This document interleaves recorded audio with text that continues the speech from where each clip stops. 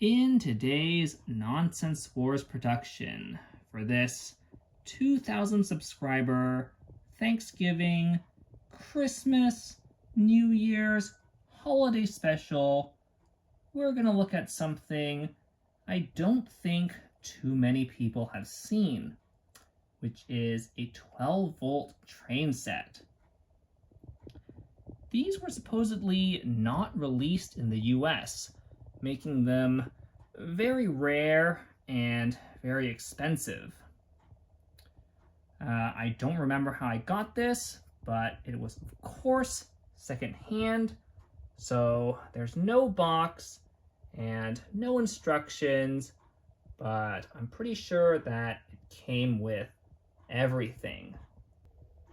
This particular set, the 7745, came out in 1985, and though Brickset doesn't actually give the MSRP, I assume it was around $100. Here you get a locomotive and 2 cars, a basic station platform, and a loop of track with 3 straights on each side. Of course, we're going to look at the accessories first. The set comes with a small station platform.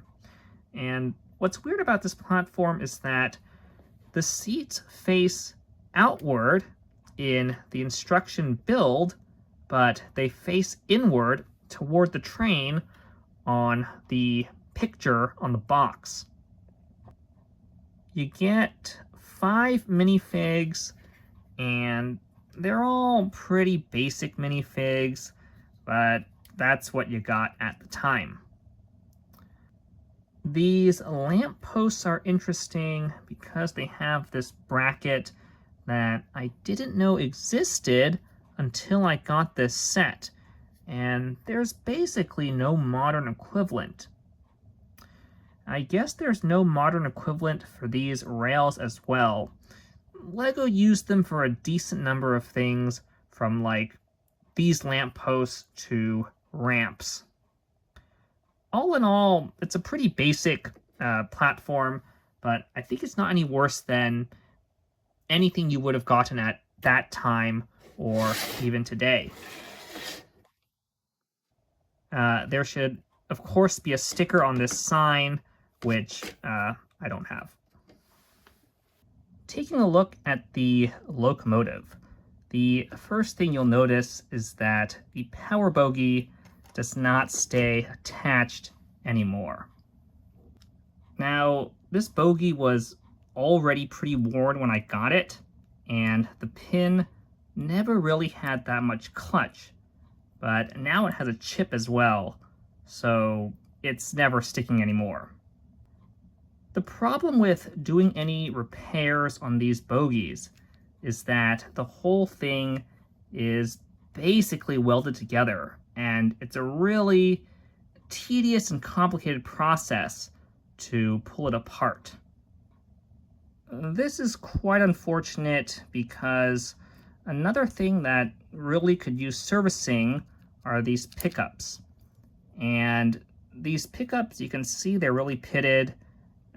They were really pitted when I got them, and you can clean them and it helps a bit, but in general, they tend to lose contact fairly quickly.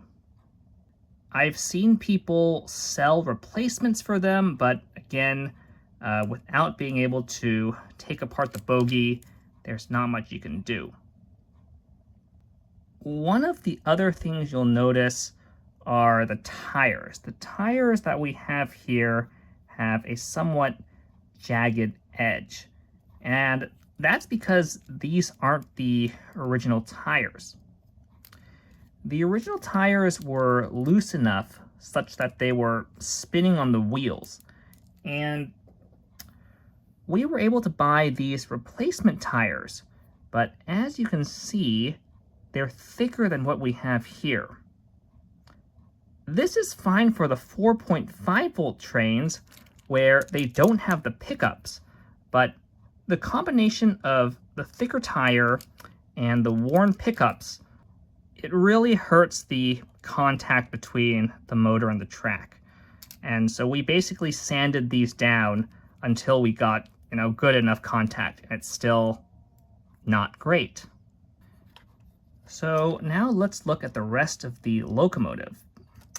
Immediately you'll see on the bottom there's a wire here, and that's to power the lights, not just for the locomotive, but also for the cars, and we'll get to that later.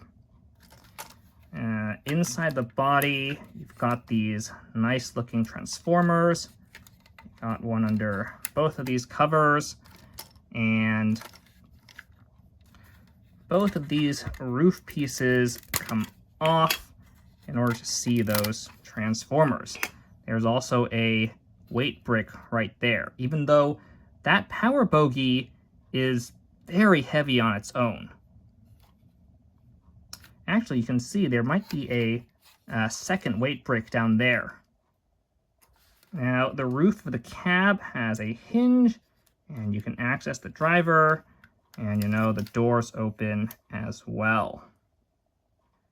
Now, these train base plates, they've actually stayed the same size pretty much since this era. And the main difference between these old ones is they have a lot more holes for the bogie and smaller holes here for the wires. Now, let's look at the second car. Again, you can see the wire running through the car, and all these roof pieces open up again.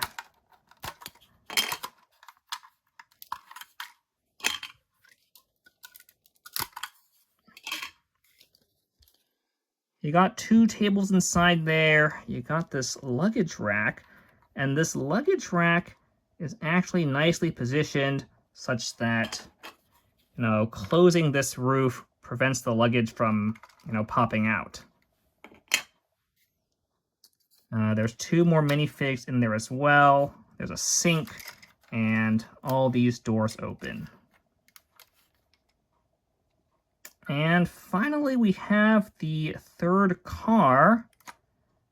Externally, it looks similar to the power car, but you actually have a compartment here instead of the transformers. The front bogie is 2-axle, and the rear bogie is 3-axle, mimicking the power bogie.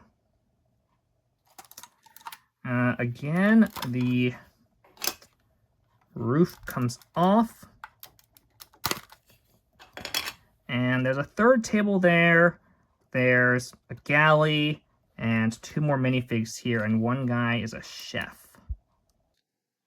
There's another hinged roof for the rear driving compartment, and that's pretty much it. Oh yeah, there's the wire for the lights, and you can actually see these have red lights instead of white lights.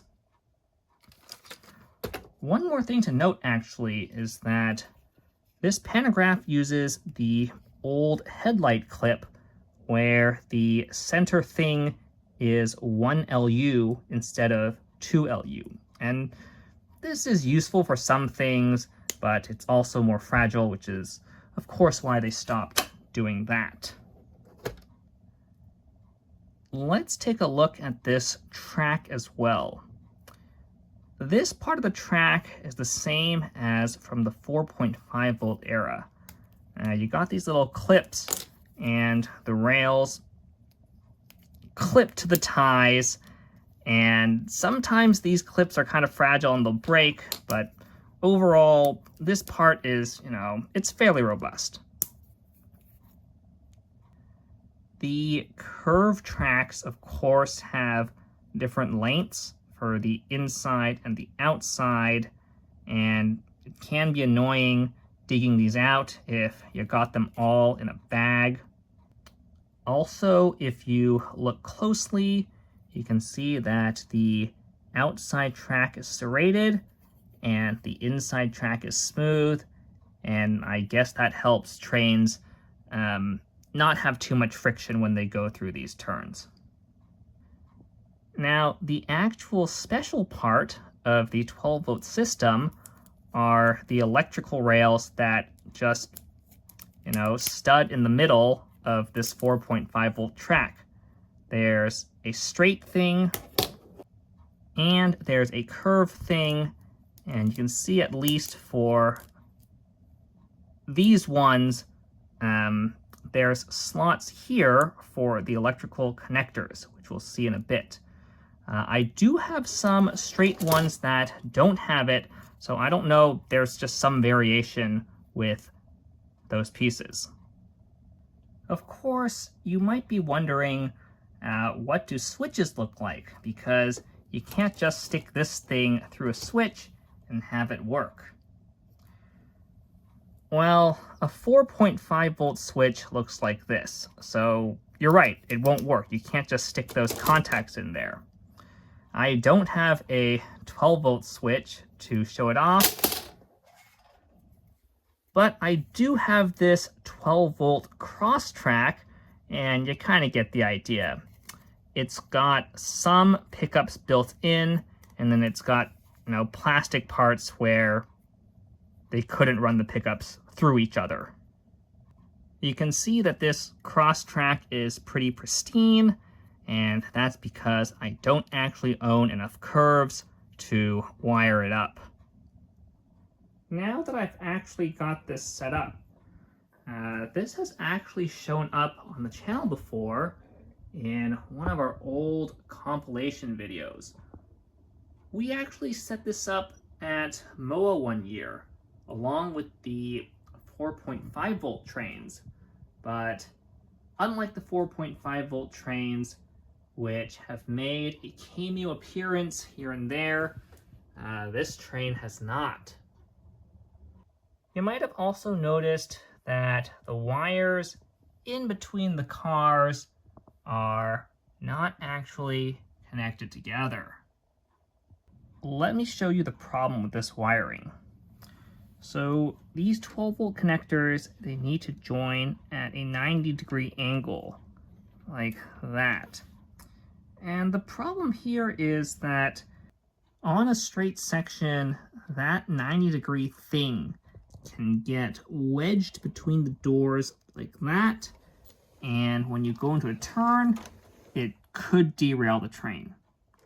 And I don't know how this is actually supposed to go, but it seems like one of the wires needs to be longer such that that 90-degree thing goes like fully inside one car rather than kind of dangling in between two cars. So now that we aren't hooking up the lights, we still have one more problem, which is how to get power to the tracks. You'll notice that this set did not come with a transformer, and it actually did not come with a transformer. What we're going to do is simply use the 9-volt regulator, and thanks to the very maintainable nature of these 12-volt plugs, we're just going to rig it up to a 9-volt cable and get it into the track.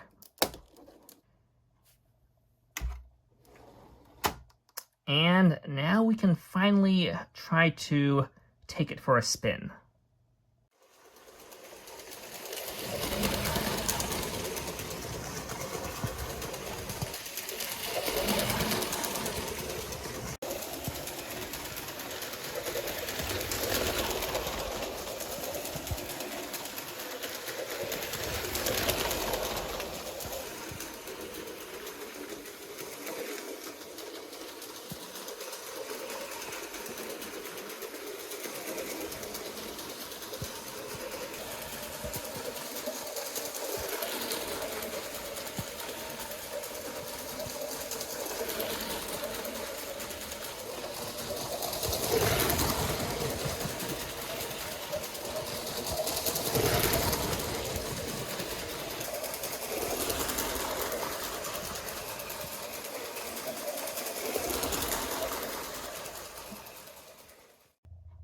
ultimately, it wasn't until the next day that I was able to get this thing running.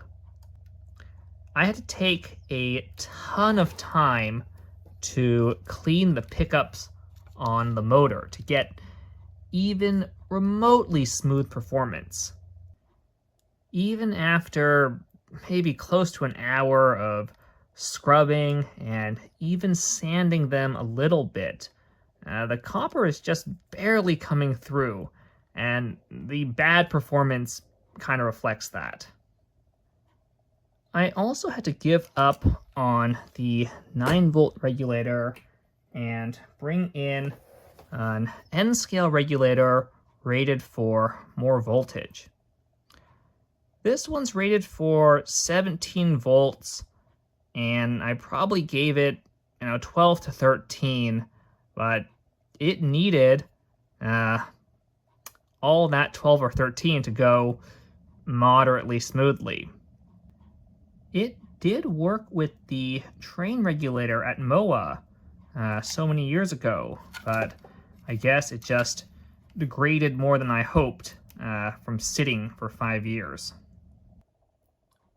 In the end, the 12-volt train really comes from an era where the Lego train was much more like an actual model train. And perhaps the upkeep required reflects that. This is probably why they don't do it like this today. On that note, this is the end of the video. Please consider subscribing if you like what we do, and have a happy holidays.